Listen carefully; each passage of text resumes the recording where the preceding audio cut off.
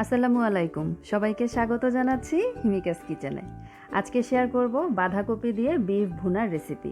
এখন যেহেতু প্রচুর বাঁধাকপি পাওয়া যাচ্ছে, তো বাঁধাকপি দিয়ে আমরা বিভিন্ন তরকারি রান্না করতে পারি, আর বিফ ভুনা বা চিকেন ভুনাও করতে পারি। খেতে কিন্তু বেশ ভালো লাগে, বিশেষ করে রুটি পরোটার সাথে এরকম বাঁধাকপি দিয়ে বিফ ভুনা করলে অসম্ভব মজা হয় খেতে।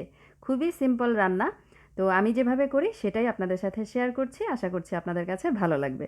চলুন তবে শুরু করা যাক। তো একটা হাঁড়ি বসিয়ে নিয়েছি চুলায়, এর মধ্যে দিয়ে দিচ্ছি ভেজিটেবল অয়েল 1/3 কাপ পরিমাণ। এবারে দিয়ে দিব কুচি করা পেঁয়াজ। পেঁয়াজটা মোটা করে কুচি করে নিয়েছি, সেটা দিয়ে দিলাম। আর সাথে দিব গরম মশলা, আস্ত গরম মশলা এখানে 2টো তেজপাতা, 2 স্টিক দারুচিনি দিয়ে দিলাম। এখন দিচ্ছি 4-5টা লবঙ্গ আর 4-5টা সবুজ এলাচি। এবারে হালকা একটু ফ্লেভার ছড়ানো পর্যন্ত ভেজে নিব। গরম মশলাটার যখন সুন্দর একটা ফ্লেভার ছড়াবে তখন এতে মশলা অ্যাড করব। দিয়ে দিলাম আস্ত রসুন 4-5টা, এটা অপশনাল, না চাইলে না দিলেও হবে। আর আদা রসুন আমি একসাথে বেটে নিয়েছিলাম, সেটা দিয়ে দিলাম 1.5 টেবিল চামচের মতো। স্বাদ মতো বা 1 চা চামচ লবণ, 1 চা চামচ হলুদের গুঁড়া, 1 চা চামচ লাল মরিচের গুঁড়া, ভাজা জিরের গুঁড়া 1 চা চামচ, আর ধনের গুঁড়া 1 চা চামচের একটু কম পরিমাণে। আজকে আমি 1 কেজির একটু কম পরিমাণে বিফ রান্না করছি, 800 গ্রামের মতো। সে অনুযায়ী মশলাটা দিলাম, আপনারা বেশি রান্না করতে চাইলে সেভাবে করে বাড়িয়ে নেবেন। মশলাটাকে একটু নেড়ে নিচ্ছি। এবারে সামান্য একটু পানি দিয়ে খুব ভালোভাবে মশলাটাকে কষিয়ে নিব। মশলা কষানো হয়ে গেলে এতে আগে থেকে রেডি করে রাখা বিফগুলো দিয়ে দিব। বিফটাকে আমি ছোট ছোট টুকরা করে কেটে ধুয়ে পানি ঝরিয়ে রেখেছিলাম, সেগুলো দিয়ে দিলাম। এবারে মশলার সাথে খুব ভালোভাবে নেড়ে মিশিয়ে নিয়েছি। এখন এটাকে ঢেকে দিব খুব ভালোভাবে কষিয়ে নেওয়ার জন্য। চুলার আঁচটা থাকবে মিডিয়ামে। তো মাঝে আমি একবার নেড়ে নিয়েছিলাম, আর 20 মিনিট পরে আমি ঢাকনা তুলে আপনাদেরকে দেখাচ্ছি। এই যে দেখতে পাচ্ছেন বিফ থেকে কতটা পানি উঠেছে। খুব সুন্দরভাবে তলা থেকে নেড়ে দিতে হবে, আর এই বিফের পানিটা শুকিয়ে যাওয়া পর্যন্ত এটাকে ঢেকে আমি রান্না করব। এতে করে বিফটা খুব সুন্দরভাবে কষানো হবে, তাহলে খেতেও অনেক বেশি টেস্টি হবে। তো আরও 10 মিনিটের জন্য ঢেকে রেখেছিলাম। 10 মিনিট পরে ঢাকনা তুলে নেড়ে নিচ্ছি। দেখতে পাচ্ছেন ঝোলটা কিন্তু একদম শুকিয়ে গেছে।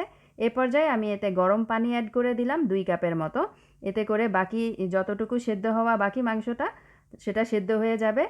তো ঢেকে এখন রান্না করে নিব 15 মিনিটের জন্য।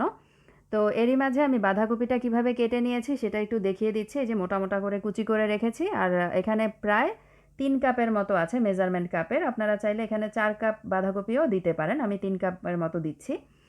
আর বিফটা যখন প্রায় 90%-এর মতো সেদ্ধ হয়ে যাবে, আমি প্রায় 15 মিনিট রান্না করে নিয়েছি। 15 মিনিট পরে ঢাকনা তুলে একটু নেড়ে নিচ্ছি। দেখতে পাচ্ছেন ঝোলটাও একটু কমে এসেছে, আর মাংসটাও চেক করে নিয়েছিলাম, এটা প্রায় সিদ্ধ হয়ে গেছে। এ পর্যায়ে কুচি করা বাঁধাকপিটা দিয়ে দিলাম আর নেড়ে মিশিয়ে নিচ্ছি। আমি সাথে আস্ত 4-5টা কাঁচামরিচ দিয়ে দিব, তবে এটা অপশনাল, আপনারা চাইলে দিতে পারেন। আর ঝাল কম খেতে চাইলে না দিলেও হবে। অনেকে আবার হলুদ মরিচের গুঁড়া ছাড়া সাদা শুধু কাঁচামরিচের ঝাল দিয়ে এই বিফটা রান্না করে থাকে বাঁধাকপি দিয়ে, সেটা খেতেও কিন্তু বেশ ভালো লাগে। তো সচরাচর আমি যেভাবে রান্না করি সেটাই আপনাদের সাথে শেয়ার করলাম। তো কথা বলতে বলতে কিন্তু আমি এটাকে ঢেকে রান্না করে নিয়েছিলাম 10 মিনিটের জন্য। এতে করে বাঁধাকপিটা অনেকখানি সফট হয়ে এসেছে। তো আমি একটু গরম মশলার গুঁড়া দিয়ে দিলাম 1/2 চা চামচের মতো, আর আবারও এটাকে আমি ঢেকে রান্না করেছিলাম 10 থেকে 15 মিনিটের জন্য। এরই মাঝে কিন্তু বিফটা পুরোপুরি সিদ্ধ হয়ে যাবে, আর বাঁধাকপিও সিদ্ধ হয়ে যাবে। এই তো আমার বাঁধাকপি সিদ্ধ হয়ে গেছে, আর বিফও পুরোপুরি সিদ্ধ হয়ে গেছে।